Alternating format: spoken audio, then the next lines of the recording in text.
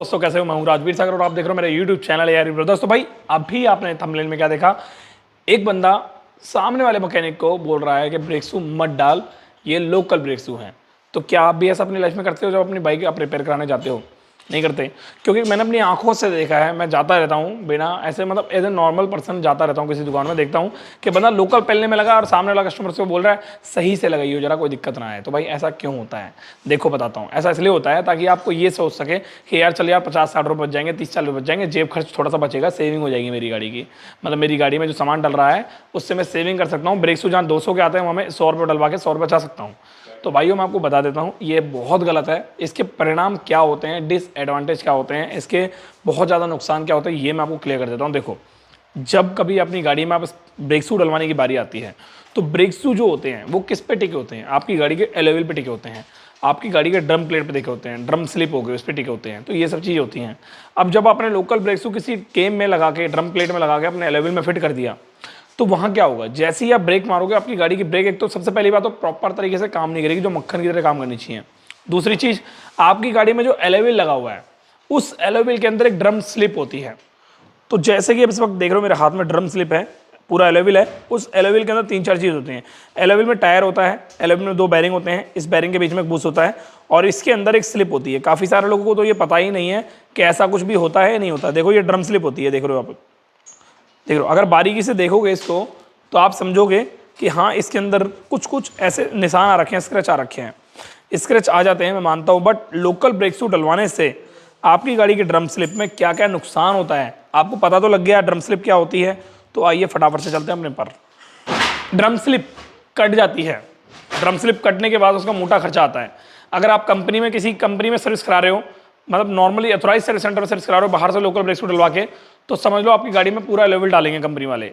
और अगर किसी बाहर प्राइवेट पे करा रहे हो तो आपकी गाड़ी में एलोविल में ड्रम स्लिप डल जाती है, पर ड्रम स्लिप भी कामयाब हो जाती है, उसमें ज़्यादा खर्चा भी नहीं आता। एलोविल से जितने का एलोविल आता है उससे कम खर्चा आता है, आधा खर्चा आता है एक तरह से।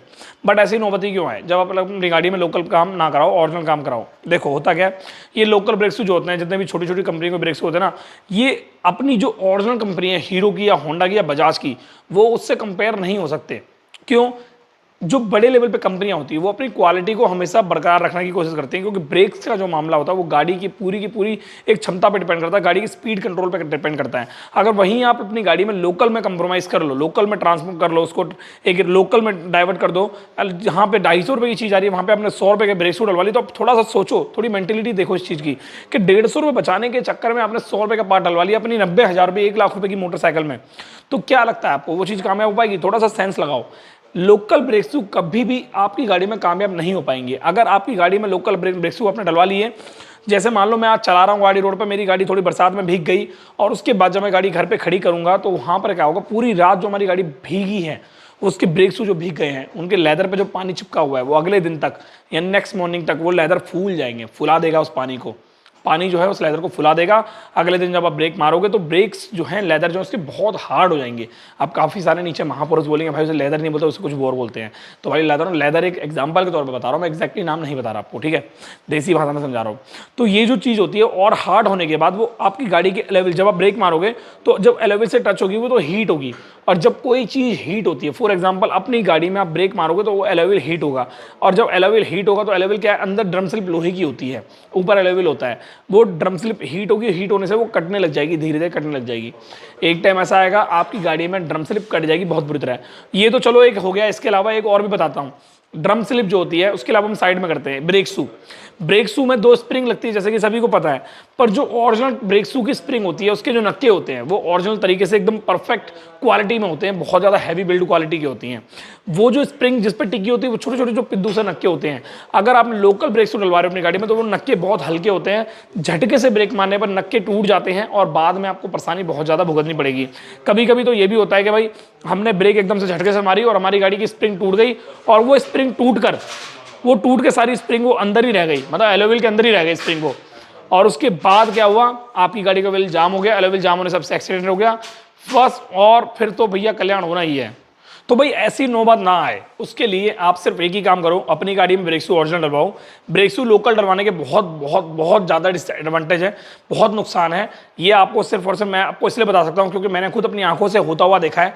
काफ़ी सारे लोग तो ऐसे होते हैं जो ब्रेक शू लोकल डलवा लेते हैं, बाद में एक्सीडेंट हो जाता है तो बाद में मत्थे पीटते हैं, बोलता है यार मैंने क्यों डलवाए। आपने आज अपनी गाड़ी में ब्रेक शू लोकल डलवा लिए, बट आपको ये नहीं पता कि इसके एडवांटेज डिसएडवांटेज क्या है। मैं तो भाई अपनी आंखों से देख चुका हूँ उस चीज़ को भाई, मैं मतलब क्या ही बताऊँ, मैंने देखा आज इसलिए बता रहा हूँ। लोकल ब्रेक शू मत डलवाना भाई, अगर ब्रेक शू लोकल डलवाओगे तो आपकी गाड़ी में ब्रेक मारने पर ब्रेक टूट जाते हैं, और जब किसी स्पीड में 60-70 की स्पीड में ब्रेक में मारोगे और अवेलेबल एकदम जाम हो जाए तो आप समझ सकते हो कितना खतरनाक नज़ारा होगा वो। और ऐसा आप करोगे तो आपके साथ क्या हो सकता है ये मैं बता नहीं सकता, एक्सप्लेन नहीं कर सकता। अगर आपके साथ ऐसा हुआ है, कभी आपने इस चीज़ को नोटिस किया है, या आप एक मैकेनिक को आपके साथ अपनी दुकान में ऐसे कस्टमर आए हैं जो लोकल ब्रेक शू के लिए बोलते हैं और आप उनको बोलते हो नहीं सर ओरिजिनल डलवा लो, लोकल मत डलवाओ, लोकल मेरे पे है तो सही पर आप ओरिजिनल डलवाओ। ऐसे आते हैं मैकेनिक, तो मुझे बता, मतलब कस्टमर आते हो बताना। बाकी आपके साथ ऐसा हुआ है तो मुझे कमेंट करके बताना, और उस सिचुएशन में आपने क्या किया फिर मुझे कमेंट करके बताना। क्योंकि यार देखो ये जो चीज़ें होती है ना, ये सब चीज़ें जब भी पता लग पाती है ना मतलब सामने वाले बंदे को, जब अपना एक्सपीरियंस में शेयर करता हूँ। मैं अपना एक्सपीरियंस शेयर करता हूँ क्योंकि भाई मेरी वर्कशॉप पे काफ़ी सारे कस्टमर आते हैं, अपनी अपनी रामकथा सुनाते हैं, अपनी बातें सुनाते हैं, कहानी सुनाते हैं, और अपनी बीती सुनाते हैं, जो अपनी बीती होती है अपने ऊपर। तो ये सब चीज़ें तो मैं आपके साथ शेयर करता हूँ। उनका तो यूट्यूब चैनल होता नहीं ना भाई, तो मेरे को ऐसा शेयर करना पड़ेगा। तो मैं चाहता हूँ आपके साथ नया नया चीज़ें शेयर करूँ, नई नई बातें शेयर करूँ, ताकि आपको पता रहे कि बाइक से रिलेटेड ये भी चीज़ होनी ज़रूरी है। तो भाई ये चीज़ है मैंने बता दी है।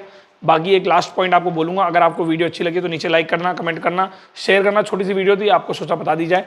तो मिलते हैं नेक्स्ट वीडियो में। Thank you so much for watching video.